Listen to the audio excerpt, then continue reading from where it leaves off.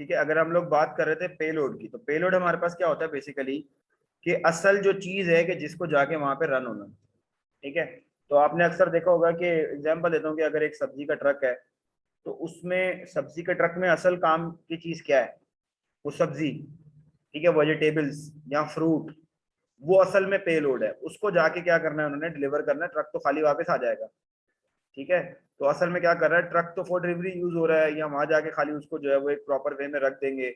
असल चीज क्या है, जो उसमें मेन वैल्यूएबल चीज क्या है जिसके लिए वो इतना ट्रैवल कर रहा है, वो क्या है, वो कि वो वेजिटेबल या फ्रूट्स जो ट्रक पे लोडेड है।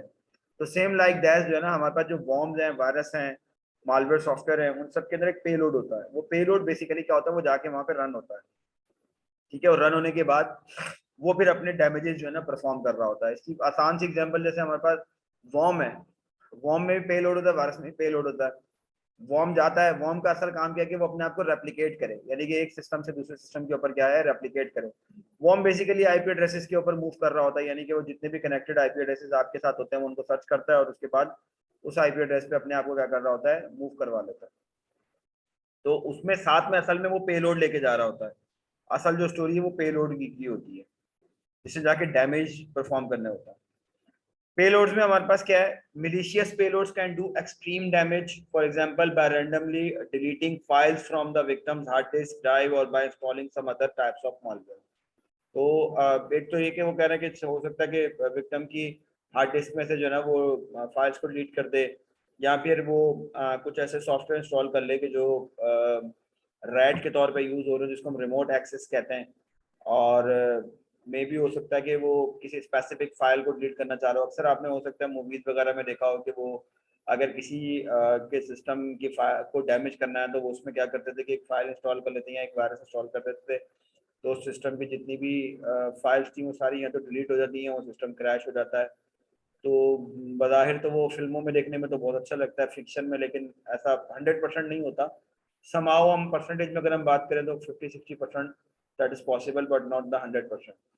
इसमें एक मूवी भी आई थी जिसमें वो वायरस के थ्रू जो है ना वो सिस्टम जो है वो ब्रेक हो रहे थे, यानी कि ब्लास्ट हो जाते थे, और जो लोग उन सिस्टम्स को यूज कर रहे होते थे उनकी डेथ हो जाती थी। खैर मूवीज तो फिक्शन पे होती हैं।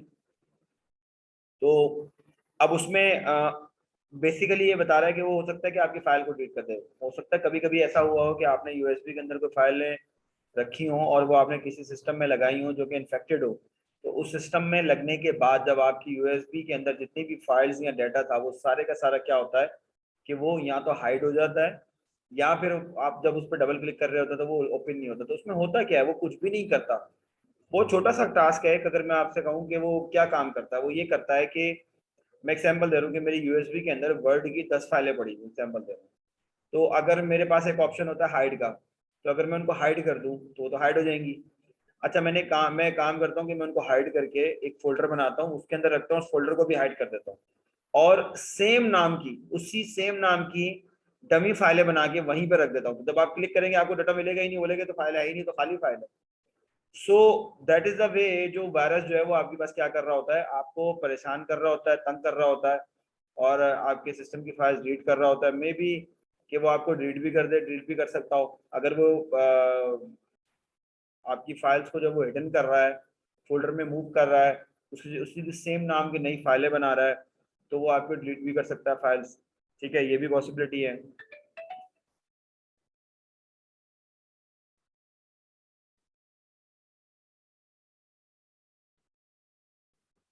ठीक है, तो virus and worm payload also frequently soften up the computer by disabling its antivirus software and by taking other actions that leave it highly vulnerable to subsequent virus and worm attacks.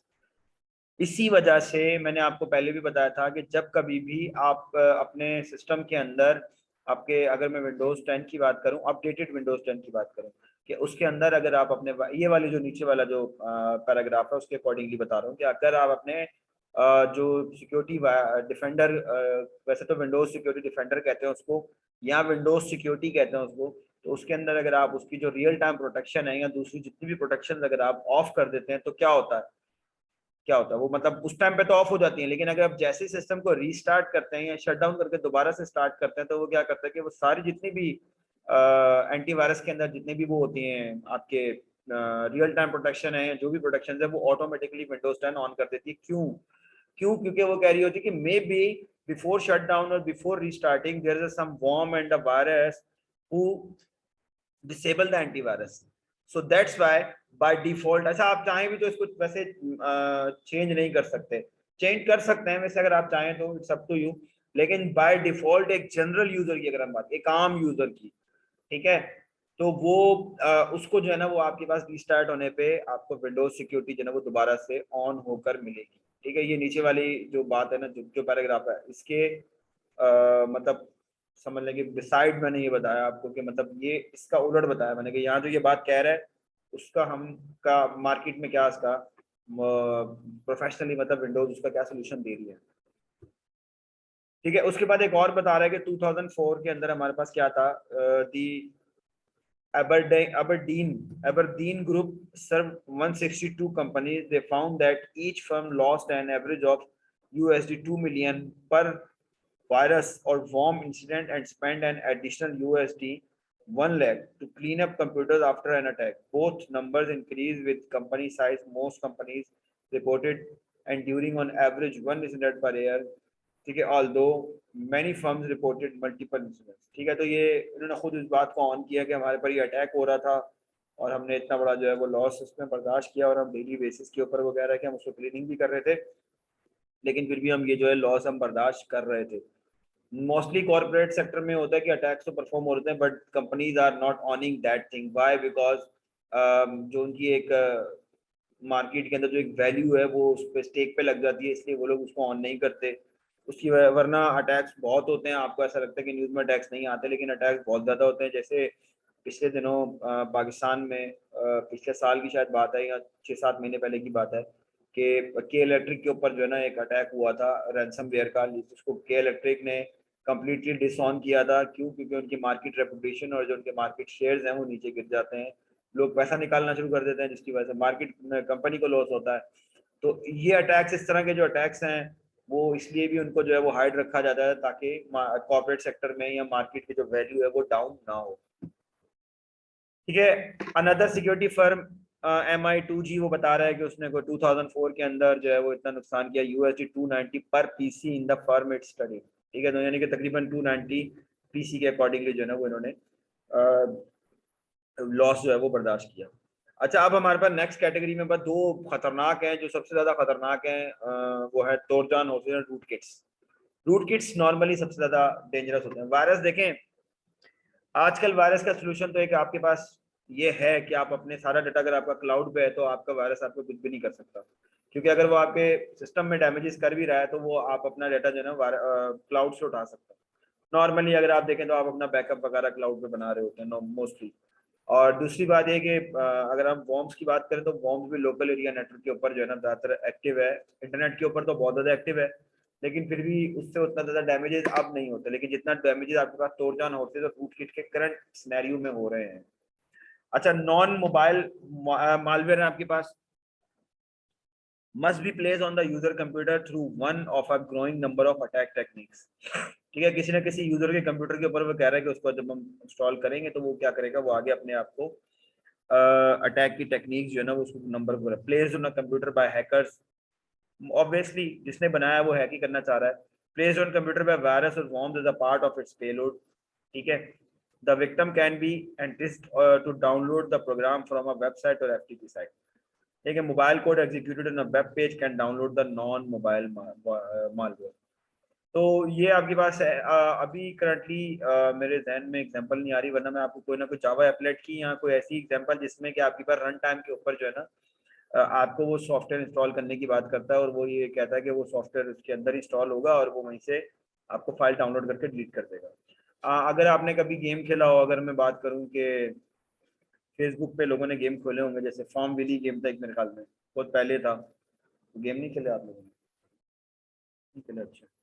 अच्छा, जैसे form भी लिए game था बहुत पहले, तो उसके लिए होता ये था कि जब आप फेसबुक पे क्लिक करते थे उस फॉर्म विली गेम के ऊपर, तो वो गेम जो है ना वो पहले इंस्टॉल होता था, अच्छा खासा टाइम लेता था, डाउनलोड होता था, इंस्टॉल होता था, इंस्टॉल होने के बाद जो है ना वो रन होता था। तो वो जो था वो उसका एक छोटा सा मोबाइल कोड था, लेकिन अगर आप उसको वेबसाइट को बंद कर दें तो वो उसके बाद आपको नहीं मिलेगा। ठीक है। तो ये वही कह रहा है कि ये नॉन मूवेबल आपके पास जो है ना मालवेयर इस तरह के जो मोबाइल कोड में या एफटीपी साइट से फाइल ट्रांसफर प्रोटोकॉल की जो डायरेक्ट आप साइट से डाउनलोड कर रहे होते हैं, तो आप वेबसाइट से डाउनलोड कर रहे होते हैं इंटरनेट के थ्रू, एक आप डायरेक्ट आपका एफटीपी कनेक्शन बना हुआ होता है जिसमें आपका कनेक्शन उस कंप्यूटर के साथ है डायरेक्ट, बीच में कोई चीज इन्वॉल्व नहीं है। एक टनल बन जाती है आपकी और उस वेबसाइट के साथ जहां से आप डाटा डाउनलोड करना चाह रहे हैं, जिस सर्वर से डाटा डाउनलोड करना चाह रहे हैं। So that is called FTP sites. Website आपकी जनरल हो सकती है, आप तो वैसे नॉर्मली हम यूट्यूब या किसी भी डाउनलोड की जो साइट होती है वहां से भी हम चीजें डाउनलोड कर रही होते हैं। ठीक है। अब जो खतरनाक वाली चीज है वो हमारे पास क्या है, dangerous one, Trojan horses. Trojan horses के बारे में पहले भी बताया था आपको, the program that replace an existing system file taking its name, और most non mobile malware program are Trojan horses. ठीक है। तो जो मोबाइल नहीं हो पाते वो ट्रोजन हॉर्सेस हैं आपके पास। तो ट्रोजन हॉर्स क्या होता है हमारे पास, जो आपको लग रहा होता है कि आपके लिए बेहतरीन या अच्छी चीज या अच्छा प्रोग्राम है, लेकिन वो असल में होता नहीं है। ठीक है। तो आप जैसे आपके लिए अगर मैं बात करूं, क्रैक्स आपके लिए पैचेस हैं, तो पैचेस आपको अच्छा लग रहा होता है, क्रैक भी आपको अच्छा लग रहा होता है। हम पहले वैसे इस पे बात कर चुके हैं। तो क्रैक आपको अच्छा क्यों लग रहा होता है, क्योंकि आपको अपने सॉफ्टवेयर को क्रैक करना होता है। यानी कि एग्जांपल दूं तो आपने अगर माइक्रोसॉफ्ट ऑफिस इंस्टॉल किया है, तो माइक्रोसॉफ्ट ऑफिस को आपको क्रैक करके यूज भी तो करना है। तो आप क्या करेंगे, आप तोड़ क्रैक यूज करेंगे, और वो क्रैक असल में क्या होगा, तोड़जान होर्स ही होगा।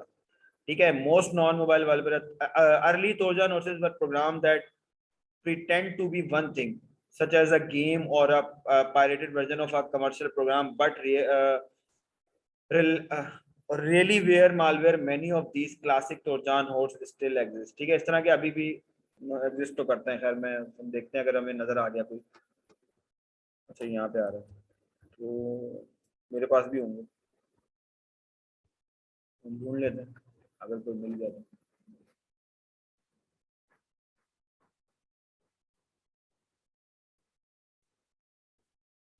अच्छा इसमें तो नहीं है कोई। ये है, देखें ये आ रहा है।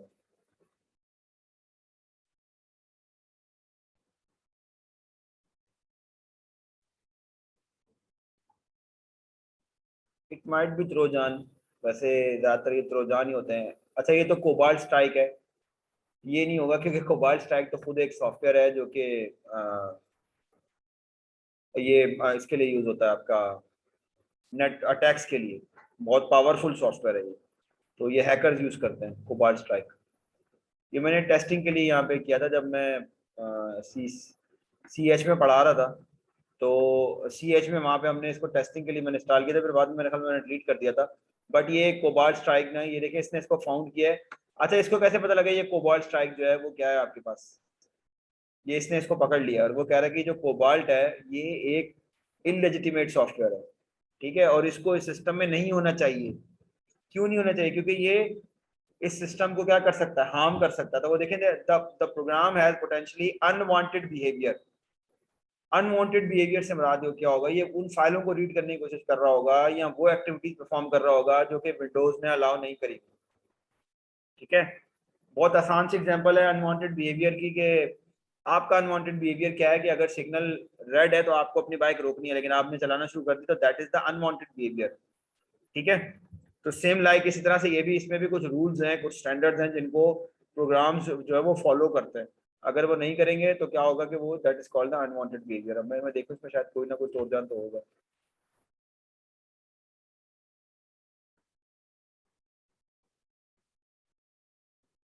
ये भी सी एच का मॉड्यूल पड़ा हुआ है, उसको भी तो वो कह रहा है।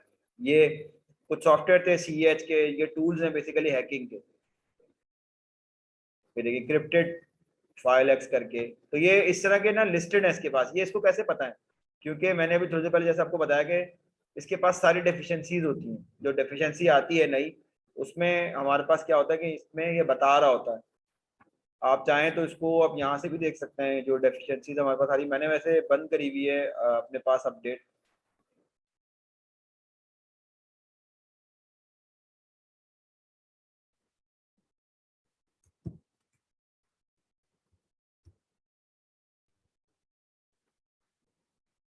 ये मैंने वैसे बंद करी हुई है, मेरे पास असल में एक प्रॉब्लम आया हुआ था। तो ये विंडोज जो अपडेट होती है तो इसी में साथ में आपके पास जो है ना ये इसकी विंडोज सिक्योरिटी की भी अपडेट हो जाती है। ठीक है, तो इसमें अगर आप, मैं पुरानी कोई अपडेट निकाल के देखूंगा, आप चाहें तो देख सकते हैं जाके, यहाँ पे आ रहा होगा ये अपडेट हिस्ट्री। तो अगर ये ओपन हो गया तो ये मेरे पास जो आ रही है ना, इसमें बहुत सारी ऐसी होंगी जो सिक्योरिटी की होंगी। आप चाहें तो इसको वन बाय वन देख सकते हैं। इसमें कोई ना कोई ऐसी होगी सिक्योरिटी की डेफिनेशन है। ये देखिए, ये आ रही है। जैसे लेटेस्ट की अगर मैं बात करूं तो कम्यूटेटिव कम्यूटेटिव अपडेट अपडेट, ये वाली है। ठीक है, security update for Microsoft Excel, यानी कि माइक्रोसॉफ्ट एक्सेल के अंदर ये कोई आया होगा। इसको अगर आप चाहें तो डेफिनेशन को, इसको जब आप रीड करेंगे ना, तो आपको ये खुद ही बता देगा कि इसके अंदर क्या मतलब इसके अंदर इन्होंने क्या चीज ऐसी देखी थी कि जिसको उन्होंने फाउंड करके रोका। यानी कि कोई वल्नरेबिलिटी होगी उसके अंदर और उसको उन्होंने जो है वो ठीक है, देखिए बता रहा है description of the security update. Excel के अंदर कोई ऐसी चीज आई थी कि जिसको उन्होंने जो है वो मिटिगेट किया। ठीक है, ये देखिए वल्नरेबिलिटी है, ये देखिए आपके पास रिमोट कोड एग्जीक्यूशन वल्नरेबिलिटी है, बहुत खतरनाक है। ये कह रहे हैं कि this security update resolve a Microsoft Excel remote code execution vulnerability. Remote code execution का मतलब ये है कि आपके पास रिमोटली कोई और बंदा अपने सिस्टम से बैठ के आपके सिस्टम के अंदर जो है ना वो कोड रन कर सकता है। ठीक है, यानी कि मैं आपके सिस्टम के अंदर जो है ना वो एक्सेस ले सकता हूँ। और ये कौन सी वल्नरेबिलिटी, एक्सेल मतलब एक्सेल की कोई फाइल आपको देगा और उसके साथ ही वो अटैच करके भी दे सकता है। ठीक है, तो ये इन्होंने वो वल्नरेबिलिटी जो है ना वो रिलीज उसको क्या किया है कि इसको सॉल्व किया है। ये खैर सारी इसकी डिटेल अगर आप देखना चाहें तो आप देख सकते हैं। ठीक है, तो ये हमारे पास, हम तोरजान हॉर्स को देख रहे थे, तो तोरजान हॉर्स में हमारे पास क्या था कि when we talk about the Trojan horse, we mean a program that hides itself by deleting a system file and taking on the system file's name। तो कर क्या रहा होता है कि ये सिस्टम की फाइलें डिलीट करके उसकी जगह पे क्या कर रहा होता है, अपने आप को जो है ना वो शो करवाए थे कि मैं ही लेजिटिमेट सॉफ्टवेयर। जैसे जैसे सपोज अगर आप माइक्रोसॉफ्ट एक्सेल में ही, माइक्रोसॉफ्ट ऑफिस में ही बात करें, तो उसकी कुछ ऐसी डीएलएल की फाइलें होंगी या कुछ ऐसी फाइलें होंगी जो कि इस बात को इंश्योर करती होंगी कि 30 डेज के बाद जो आपका ट्रायल पीरियड है माइक्रोसॉफ्ट ऑफिस का, वो एक्सपायर हो जाए। तो वो जो फाइलें होती हैं वो ये क्या करता है कि उसको डिलीट मार के उसकी जगह पे उसी सेम नाम की फाइलें बना के रख देता है। और उसमें क्या करता है, टाइमर आगे कर देता है, यानी कि 30 दिन का कर देगा, या सॉरी 30 दिन से उसको 90 डेज पे कर देगा, या उसको 180 डेज पे कर देगा, या 360 डेज पे कर देगा। तो आपको लगता है कि मेरा सॉफ्टवेयर जो है वो रजिस्टर हो गया और अब जो है ना वो मैं उसको यूज कर सकता हूँ। तो Trojan horse are difficult to detect because they look like legitimate system files. ठीक है, तो अब वही बात है कि आपने खुद इंस्टॉल किया है और आप कह रहे हैं कि लेजिटिमेट है और सिस्टम भी कह रहे हैं कि लेजिटिमेट है, तो बस फिर वो लेजिटिमेट है, इसलिए उसको पकड़ना बहुत मुश्किल होता है। नेक्स्ट जो है रूट किट्स है हमारे पास, बहुत खतरनाक होते हैं ये, तोरजान से भी बड़ी हैवी खतरनाक चीज है। उसकी वजह ये है कि maybe any at that time maybe any rootkit और RAT Trojan accessing my system and I don't know. Maybe मैं मतलब आपको ये अभी ये पढ़ा रहा हूँ, मैं आपको ये क्लियरली ये बात करूँ कि हो सकता है कि मेरे सिस्टम में कोई रैट जो है वो मुझे मॉनिटर कर रहा हो लेकिन मुझे नहीं पता इस बात का। So that's why the most dangerous are RATs, सबसे खतरनाक होते हैं। ठीक है, तो रिमोट एक्सेस ट्रोजन है हमारे पास। ये रिमोटली जो क्या करते हैं कि हमें एक्सेस करता है, remotely control the victims PC. मैं विक्टिम भी हो सकता है क्योंकि मेरे सिस्टम में ऑलरेडी इतने सारे क्रैक्स चल रहे हैं। तो वो जो क्रैक्स हैं वो बेसिकली क्या है, वो तोड़जान ही तो है, जैसे अभी हमने थोड़ी देर पहले डिस्कस किया। तो उन तोड़जान में से कोई ऐसा तोड़जान भी हो सकता है जो रिमोटली मेरे सिस्टम को एक्सेस कर रहा हो। ठीक है, और वो रिमोटली मेरे सिस्टम पे एक्सेस ले रहा हो, जिसकी मदद से वो क्या कर रहा हो कि वो देख रहा हो कि मैं कौन से टास्क परफॉर्म कर रहा हूँ, कौन सी की प्रेस कर रहा हूँ, कौन सी वेबसाइट सर्च कर रहा हूँ, या मैं कहीं पासवर्ड डाल रहा हूँ, आईडी डाल रहा हूँ, या मेरे अकाउंट में कितने पैसे पड़े हुए हैं। अगर उसको पता लग जाए कि अल्लाह ने करे खुदा ना खाते कि मेरे अकाउंट में कितने पैसे पड़े हुए हैं, तो वो उससे वो मुझे जो है वो पे टारगेट भी कर सकता है। ठीक है, तो आपके पास अब आप बोलेंगे कि सर अगर आपके सिस्टम में रेड है तो उसने अभी तक आपको हैक क्यों नहीं किया। तो मेरे भाई अभी 50-60 हज़ार रुपए के लिए कोई भी अपने आप को जो है वो रिस्क पे नहीं लगाएगा। ठीक है, कोई भी अगर हैकर भी है या कोई भी इस तरह के जो थेफ्ट करने वाले हैं, वो कभी भी 50-60 हज़ार रुपए के लिए अपने आप को जो है ना वो रिस्क पे नहीं लगाएगा। They are targeting a more rich person. ठीक है, नॉर्मली इस तरह से होता है, या कॉर्पोरेट सेक्टर्स या बड़ी कंपनीज को वो टारगेट करते हैं। जहाँ पे उनको उनका उनका जो एक्सपेंस है वो तो निकले कम से कम, वरना नॉर्मली तो हमारे पाकिस्तान के अंदर सभी लोगों ने, ज्यादातर लोगों ने जो है वो पायरेटेड विंडोज और पायरेटेड सॉफ्टवेयर इंस्टॉल किए। It's means that we all have a RATs, clearly means that कि we all are have a RATs. ठीक है, तोरजान तो है ही है, रैट्स भी है हमारे पास। तो remotely control the victim PC, the attacker can remotely do pranks such as opening and closing your CD drive और buying typing text on your screen. देखिए अभी कह रहा है कि मैं नहीं कर रहा, मैं अपना काम कर रहा हूँ, वो क्या कर रहा है, मेरा सीडी ड्राइव ओपन कर देता है, मैं बैठा हूँ, क्या कर रहा है कि मेरी स्क्रीन के ऊपर लिख देगा कुछ, मैं बोलूंगा मैं तो नहीं लिखा। There are mainly legitimate remote access programs that allow to remote user to work on a machine or do diagnostic. However, RATs are typically stealthy in order to avoid detection by the owner of the machine. अच्छा, यहाँ पे कुछ legitimate software भी होते हैं, तो use करते हो आप लोग ये रिमोट एक्सेस के लिए? करते हैं ना, सर्वर पे मशीन में बैठा हुआ होता है बंदा और वो ऑफिस के पीसी जाके वहीं से बैठे बैठे सेट कर देता है। डायरेक्ट एक्सेस ले सकते हैं ना, जो आरडीपी के थ्रू लेते हो। ठीक है, तो रिमोट कनेक्शन अगर अगर किसी ने लिया हो, जिसको हम आरडीपी भी कहते हैं, आरडीपी तो खैर प्रोटोकॉल है, उसमें जो रिमोट डेस्कटॉप कनेक्शन जो हम ले रहे होते हैं विंडोज में अगर हम बात करें, तो वो जो रिमोट डेस्कटॉप कनेक्शन होता है उसकी मदद से भी हम एक्सेस ले सकते हैं, लेकिन वो तो लेजिटिमेट है। लेकिन रैट जो है ना वो आपके पास इलेजिटिमेट है। ठीक है, एनीडेस्क आपके पास लेजिटिमेट है। हाँ तो सेम एनीडेस्क में तो आपको पता है ना कि आपने उसको अलाउ किया है, लेकिन इसमें पता थोड़ी है रैट में कि आपने उसको अलाउ, उसने आपसे ना पूछा थोड़ी है, सब कुछ खुद हो रहा है, वो देख रहा है आपको। क्या चीज? हाँ, नहीं पावर शेल के थ्रू तो हो सकता है, लेकिन एक्सेस कैसे करेगा वो? यहाँ पे कोई सिस्टम तो हो जो उसको रिस्पॉन्ड करे, यहाँ पे मेरे सिस्टम में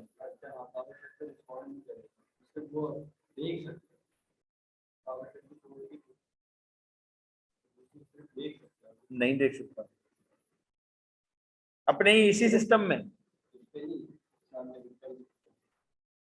नहीं तो देखेगा तो पावर शेल के थ्रू ही ना, कोडिंग के थ्रू ही देखेगा, लेकिन उसके लिए वहां पे हमारा कोई पेलोड तो होना चाहिए जो हमें रिस्पॉन्ड कर रहा हो। हम यहाँ से इसको क्या करते हैं, बेसिकली ये होता है कंट्रोल कमांड सेंटर कहते हैं इसको, सीसी कहते हैं, कमांड कंट्रोल, जो कि हैकर का सिस्टम होता है। और जो विक्टिम का सिस्टम होता है वहां पे यकीनन कोई ना कोई सॉफ्टवेयर होता है जो उसको रिस्पॉन्ड कर रहा होता है। तो मैं यहाँ से उसको रिमोटली उसको जो है वो इंस्ट्रक्शन देता हूँ, वहां से मुझे कैच कर करके चीजें दे रहा होता है। ठीक है, तो होता बेसिकली ये। ठीक है, फिर तोरजान ओर्स में हमारे पास क्या आ रहा है? तोरजान ओर्सेस में जैसे हमारे पास डाउनलोडर्स हैं, small Trojan horses that download large Trojan horses after the downloader is installed. ठीक है, तो वो छोटे तोरजान आपने डाउनलोड कर लिए, अब वो क्या करेंगे, वो बड़े बड़े तोरजान ओर्स आपको डाउनलोड करके इंस्टॉल करवाएंगे। तो downloader are usually fairly small programs which makes detection difficult, however the larger Trojan horse is capable of doing much more damage। अब ये वही बात कर रहे हैं कि हो सकता है कि आपने कोई छोटा मोटा तोड़जान डाउनलोड कर लिया हो जिससे कोई इफेक्ट ना पड़ा हो, लेकिन वो क्या करेगा, वो एक ऐसा लेजिटिमेट काम कर रहा है कि वो कह रहा है कि वेबसाइट से सिर्फ चीजें ही तो डाउनलोड कर रहा है, और वो लेजिटिमेट डाउनलोड कर रहा है चीजें, लेकिन वो इंस्टॉल होने के बाद वो आपके पास हो सकता है कि वो जो उसने डाउनलोड किया है वो तोड़जान और जो है वो ज्यादा डैमेजेस कर सके आपके सिस्टम के अंदर। ठीक है, वो छोटे वाला नहीं कर सकता, क्योंकि वो छोटे वाला पहले तो आपके पास कोड आया और उसके बाद उसने बड़े वाले को एक्सेस करवाया। उसके बाद हमें बस स्पाईवेयर, स्पाईवेयर खैर इतने खतरनाक होते भी हैं और नहीं भी होते। स्पाईवेयर का काम तो खाली होता है कि वो स्पाइंग कर रहा होता है आपके सिस्टम में, वो मौजूद है program that gather information about you and make it available to the adversary. Adversary से मुराद ये कि जो भी उसको देख रहा है। तो स्पाईवेयर में कैपेबिलिटी नहीं होती कि वो एक्सेस नहीं लेता, वो खाली इंफॉर्मेशन गैदर कर रहा होता है। इंफॉर्मेशन गैदरिंग में ये है कि जैसे वो हमें दिखा रहा होगा, उसकी स्क्रीन दिखा देगा विक्टिम के सिस्टम की, या विक्टिम के सिस्टम की स्क्रीन दिखा सकता है, या उसका जो वो टाइपिंग कर रहा है वो बता सकता है, लेकिन एक्शन कोई परफॉर्म नहीं कर सकता। हाँ, पेलोड तो हर सिनेरियो में होगा। पेलोड वहां पे जब तक आपके पास विक्टिम के पीसी के अंदर आपको रिस्पॉन्डर नहीं है तो आप कैसे सिस्टम में रिस्पॉन्ड करेंगे? तो आपके पास विक्टिम के सिस्टम के अंदर वो जो है ना अभी पेलोड मौजूद होगा, या आपका सॉफ्टवेयर या आपका कोई एजेंट, एजेंट भी कहते हैं वैसे इसको, तो वो आपके पास होगा जो आपको रिस्पॉन्ड कर रहा होगा। ठीक है, although the biggest problem with spyware is that theft of information, spyware also tend to make computer run sluggishly. ठीक है, one new form of spyware is camera spyware which spies on the victims visually by turning on its camera and perhaps also its microphone। तो ये इसके ऊपर एक अभी पिछले दिनों मैंने एक वीडियो देखी थी, मैं अभी ढूंढता हूँ अगर वो मैं मिल गई तो। इसराइल ने एक वायरस बनाया था मोबाइल फोन का, जो उसने पूरी दुनिया में टेस्ट किया था, और उसका काम यही था, उसने पूरी दुनिया में टेस्ट किया, सब पे हो चुका है वो। ठीक है, और वो टेस्ट कर चुके हैं, उसके एनालिसिस कर चुके हैं, और फिर उसको उन्होंने रिलीज किया कि हमने ये टेस्ट किया और हम इससे भी बेहतर काम कर सकते हैं।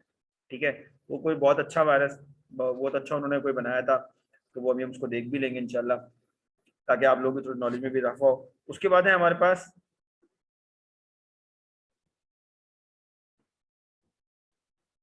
स्पाईवेयर है cookies that store too much sensitive personal information, ये कुकीज को भी उठा लेता है। तो कुकीज आपके पास बेसिकली क्या होते हैं कि जो आपकी इंफॉर्मेशन गैदर कर रहे होते हैं, फॉर व्हाट। जिस तरह से मैं किसी वेबसाइट पे गया और वो कुकीज अगर यूज करती है, या उसमें मैं अपने आईडी पासवर्ड डालता हूँ, तो वो क्या करता है कि मेरे सेशन की, जब तक मेरा सेशन चल रहा है तो वो कुकी के अंदर मेरा डाटा रख लेता है, ताकि वो मुझे दोबारा से जो है ना वो लॉग इन ना करना पड़े। तो वो इस वजह से मेरे जो जितना भी डाटा ना वो कुकीज में, तो ये होता ही है कि ये कुकीज को उठा लेता है। तो कुकीज को फिर रीड करना था, दैट इज अनदर वे कि कुकीज को ब्रेक करना एक अलग कहानी है, वो बहुत मुश्किल काम है, लेकिन वो कर लेगा। जब उसको कुकीज मिल गया तो वो उसको ब्रेक भी कर लेगा। Websites are allowed to store small text string called cookies on your PC. The next time you go to the website can retrieve the cookies. Cookies have many benefits like remembering your password each time you visit. Cookies can also remember what happened last in a series of screens leading to purchase. However, when cookies record too much sensitive information about you, they become spyware. ठीक है, तो वो ये वही बात है कि वो यही कह रहा है जो मैंने अभी समझाई, कि वो बेसिकली आपकी वेबसाइट से जितना भी डाटा होता है वो कुकीज खुद स्टोर कर रहा था। आपने अक्सर देखा होगा अब कि अब एक नया रूल पास हुआ है डब्ल्यू में, यानी कि W3 कंसोर्शियम में, W3C जिसको हम कहते हैं, उसके अकॉर्डिंगली, कि आपने जो भी वेबसाइट यूज करेंगे उसमें अगर आपने वो वेबसाइट कुकीज का डाटा रखती है तो वो आपसे पहले पूछती है। तो आप उसमें आप देखेंगे, आप जब कभी वेबसाइट को एक्सेस करते हैं तो उस पर पूछता है कि अलाउ कुकीज और ऑल कुकीज और एक्सेप्ट कुकीज। तो वो फिर आपके पास क्या करता है, आपके सिस्टम में डाटा स्टोर कर देता है। अब वो आपके लिए फायदेमंद होता है। तो आप कुकीज उसी वेबसाइट के रखें जिसको आपको दोबारा एक्सेस करना है, जिसको आपने एक्सेस नहीं करना दोबारा आप उसके नहीं रखें।